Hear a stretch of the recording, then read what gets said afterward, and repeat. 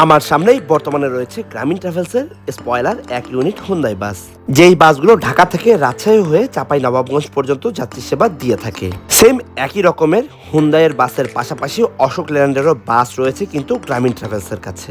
যেই বাসগুলো দেখে একেবারেই বোঝার উপায় নেই কোনটা অরিজিনাল হুন্দাই বাস এবং কোনটা অশোক লেল্যান্ডের বাস, কেননা বাসের বডি ডিজাইন এছাড়াও বাসের সিট, বাসের আউটলুক সবগুলো এত নিখুঁতভাবে কাজ করা হয়েছে যা দেখে বোঝা আসলেই মুশকিল যে কোনটা অরিজিনাল হুন্দাই আর কোনটা ডুপ্লিকেট হুন্দাই। তবে এই অসাধ্য কাজের জন্য অবশ্যই ধন্যবাদ দেওয়া যায় জুয়েল ইঞ্জিনিয়ারিং ওয়ার্কশপকে, যারা এত নিখুঁতভাবে কাজ করেছে, যেটা অরিজিনাল হুন্দাই এবং আরেকটা যে অরিজিনাল হুন্দাই বাস না সেটার মধ্যে পার্থক্য খুঁজে পাওয়া যায় না। তবে হ্যাঁ, আজকের এই ভিডিওটা শুধুমাত্র যাত্রীদের জন্য।